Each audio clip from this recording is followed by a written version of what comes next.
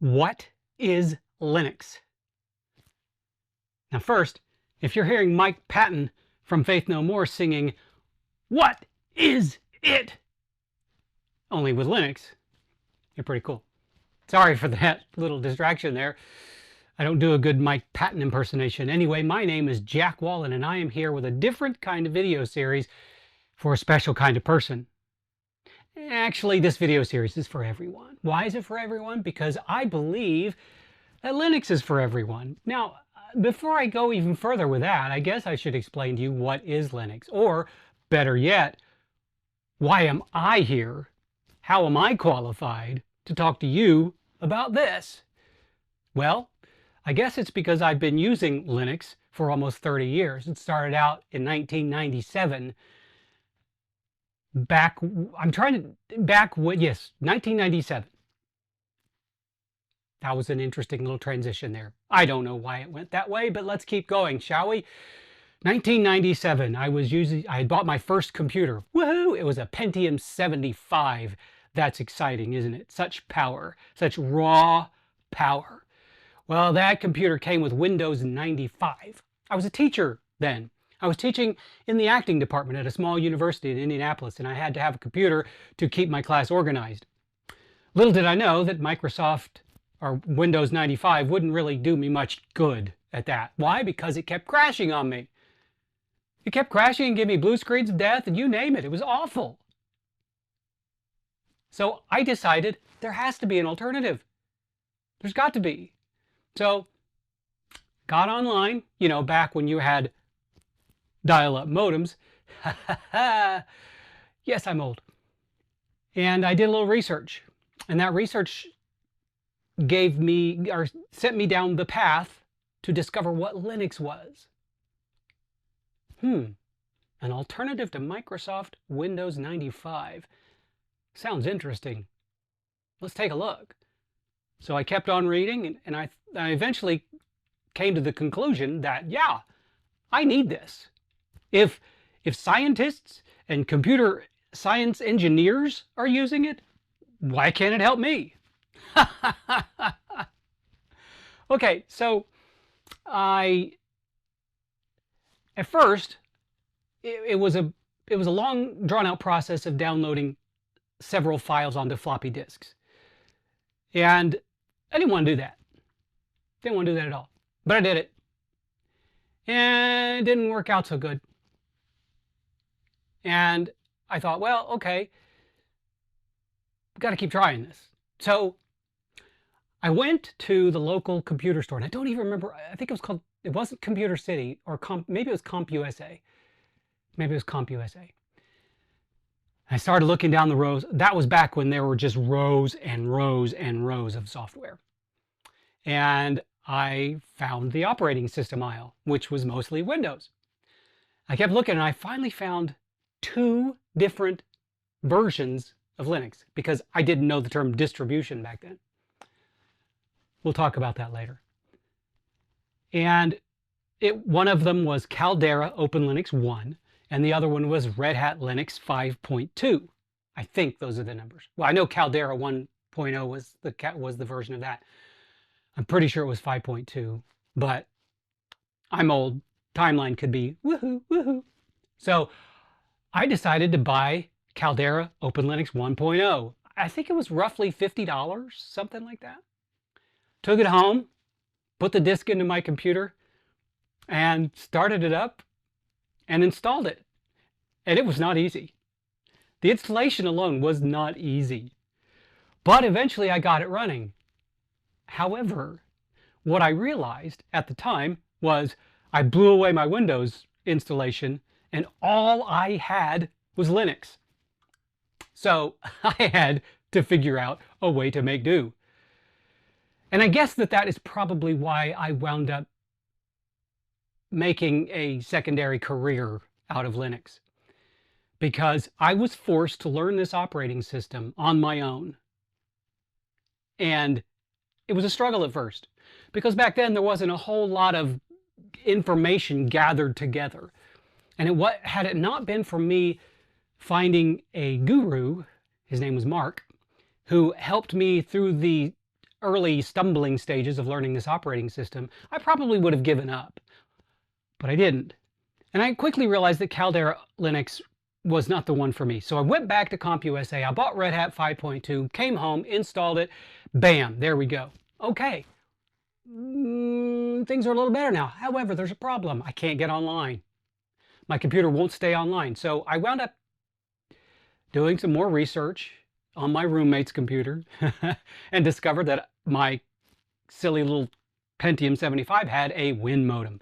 So I had to go and get a US Robotics external modem, bring it home, got online, and that was that. I was sold. I was a Linux user. From then on, I was a Linux user. Now, what does that have to do with you? Why am I bothering going on and on and on about my history, my beginnings with Linux? I don't know. It just seemed apropos. What is Linux? Linux is an operating system. What is an operating system? An operating system is like Windows 95, or Windows 95, yes, of course Windows 95, but Windows 11, Mac OS, iOS, Android, iPad OS. Those are all operating systems. And without operating systems, you wouldn't be able to use your computer. What do? Operating systems make it possible for you to interact with your applications, your hardware, and your peripherals. It's simple. Not really simple, it's actually very complex. But that's what an operating system is. Now, most likely the operating system you use is Windows. You might use Mac OS. You'd be surprised how that Mac OS has, I think it's in the single digits for market share in the world, I think. Anyway, that's not the point. So, the operating system that you use, Windows or Mac OS, is proprietary. It's closed source. What does that mean? It means you can't download and view the source code that is used to put the operating system together. Linux, on the other hand, is an open source operating system. What does that mean? It means you could download the source code for Linux, view it, change it, do whatever you want. It's really cool. Linux is also free. Did I mention that? Linux is free. That's really cool. Okay, I was going to say I haven't paid for a piece of software in a very long, in ever, but I have. That's the truth. Because I still use Mac OS for video editing, because it's the industry standard. But yeah, so I have been using, like I said, I've been using Linux since 1997. Now, listen to this and listen to it very closely. In those decades of using Linux, I've had one major problem. That problem was on a server via a rootkit. Now, I inherited that server, so it wasn't my fault. And the rootkit was so bad I couldn't fix it, so I had to reinstall it. But on the desktop, never had a problem. Never had a virus, never had a malware, never had a ransomware. And what little problems come up are either user-induced or a bad piece of software, which is not Linux's fault. And even when there is a problem, for instance, like my desktop could lock up on me. I can't get into it, can't move the mouse, can't do anything. I can go to another machine, open a terminal window, use Secure Shell, which is SSH, remote into my desktop computer and figure out what's going on. And almost always fix it. In fact, I have a little script on my desktop in my home directory called Restart GNOME. And if there's ever a problem, I secure shell in, run that file, it restarts GNOME, and I'm back to where I started. We'll talk about GNOME in a later video because I don't want to get too involved with that. Okay, back to what is Linux. As I said, Linux is an operating system. And as I hinted at, in those early days, Linux was incredibly difficult. It really was. Fast forward to today, however, and Linux is incredibly easy. It's all point and click. You don't ever have to touch the command line if you don't want to. I still use the command line for certain things because it's just more efficient and I've been using it for so long, the command line is second nature to me. But you don't have to touch the command line, ever, ever, ever, ever. Unless you want to. Linux has all the software you need. How, you say? Because it's not Windows or Mac OS. How does it have all the software you need? Well, first of all, most modern Linux distributions have an app store, a GUI app store. So you can get in those app stores and you can download and install any application on those repositories. Now, I'm not going to lie. Some of the applications in those repositories are crap. But that's the same with Windows and Mac OS and Android and iOS. You're not going to be able to avoid crap. But through those app stores, you can install things like LibreOffice, which is a very powerful Office suite that is compatible with Microsoft Office and Office 365. You can install the GIMP, which is the open source equivalent to Photoshop. You can install Slack and Spotify, even though those are proprietary softwares. Thanks to universal package managers like Snap and Flatpak, you can install those as well. I'll talk about Snap and Flatpak in another video. Okay, so here's the thing though. 90% of what you do is done via a web browser. That's right. The majority of time you spend on your computer is spent on a web browser. A lot of your work is done via a web browser. A lot of your entertainment is done via a web browser. So Linux has plenty of web browsers. It has Firefox. It has Microsoft Edge. It has Chrome. It has Chromium. It has Opera. It has Vivaldi. It has a ton of forks of those browsers, like Zen browser, which is a fork of Firefox, which adds workspaces, which is incredibly good tab management. So what I'm saying is you can get stuff done on Linux, even if you don't know how to use Linux. And that's the beauty of it. You really don't have to know how to use Linux. You don't even have to know how to use Linux to install it, because the installation of Linux is all point and click. It really is. If you can install a Windows application, you can install Linux. The only trick is you have to download an ISO file, right? And then use another tool like UNetBootin or Popsicle on Pop OS. There are a number of these tools. Just look them up. Burn the ISO to that USB drive, to a USB drive such that it's bootable. Stick it in your computer, reboot, load Linux from what's called a live instance, which means you can actually use it from RAM without bothering your hard drive. Test it out, see if everything works, see if you like it. Click install. Click your mouse a few times, type your name and what username you want and a password, and you're good to go. Man, my tongue, my brain is speaking faster than my tongue. Anyway, I haven't installed Ubuntu Linux in roughly 2 to 3 minutes. It's that easy. It really is. And Ubuntu comes with a lot of the software you need, like LibreOffice and Firefox and Thunderbird and you name it. So ultimately, the reason why you don't know about Linux is because, number one, Linux doesn't have any marketing. It doesn't, because Linux is created by a vast collection of volunteers. That's right. Volunteers mostly create this operating system. Now, there are some paid developers that develop for Linux, like some of the kernel developers, but it's volunteer. And so that's one of the reasons why you've not heard of it. The other reason why is because it is not, you can't go to Best Buy or Target and buy a computer with Linux on it. You used to be able to.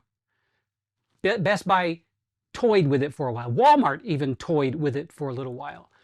But there are companies that do sell laptops and desktops with Linux pre-installed. There's System 76, there's Tuxedo Computers, all kinds of them. Just Google Linux pre-installed laptop or Linux pre-installed desktop. And that's the reasons why you've not heard of it. But here's the thing, and this is really important. Linux is more stable, more reliable, more secure, and in many cases, more user-friendly than all the other operating systems you've ever tried. It really is. It's crazy how easy Linux is, especially with a desktop like KDE Plasma or Cinnamon. We'll talk about desktops in another video. I don't want to get ahead of myself. Just like I'm going to talk about different distributions and all sorts of things. We got a lot of groundwork to cover here, and hopefully I'll get to it. But this is about what is Linux. So here's what you do. If you really want to try Linux, I would suggest, well, there are two easy routes to do this. Number one, you can install a tool called VirtualBox, which is a virtual emulator, which you can then install guest operating systems like Linux on your host operating system like Windows and try Linux out. The nice thing about VirtualBox is you don't have to first burn the ISO to a bootable hard drive. You can just use the ISO from within VirtualBox. Or you can just burn the ISO to a bootable hard drive or bootable flash drive, boot it up, and run it with the live instance. Because it's not going to do anything to your hard drive, and you're going to get to see how Linux works. You're going to see why I'm saying that it's so easy. And I promise you, especially if you use a distribution that uses KDE Plasma or Cinnamon, like Linux Mint or KDE Neon or Kubuntu. If you use one of those operating systems, when you boot it up to the live instance, you're going to instantly know what to do. I promise you that. I promise you that. You're going to see the desktop menu. You're going to click that. You're going to see Internet. You're going to click that. You're going to see Firefox or Chrome. You're going to click that. Your browser's going to open up, and you're going to know. It's just good. It's instinct. You know how to use a browser. Everybody knows how to use a web browser. So that means you can get things done. And if there's an application that's not pre-installed, open up the App Store, search it, find it, install it with a single click, and you're done. Linux should seriously be a no-brainer because it's free, it's safe, it's reliable, it's user-friendly. What more do you want in an operating system? And don't tell me that I have Windows programs that I depend on. I can't. There's always Wine, and I'm not talking about the glug glug. Wine is a compatibility layer that is installed on Linux that makes it possible to install Windows applications. That's right. And then, of course, there's Steam. Steam makes it possible for you to play Windows games on Linux. Isn't that awesome? So you could use Linux, get a better operating system, use all the applications you need, never pay for an operating system or a piece of software again if you so choose. Now, you might be installing a piece of Windows software that requires a license, so in that case you do have to pay for a piece of software, but you get what I'm saying. There's so much free software out there that you can use from the app stores, and it's, for the most part, perfectly safe.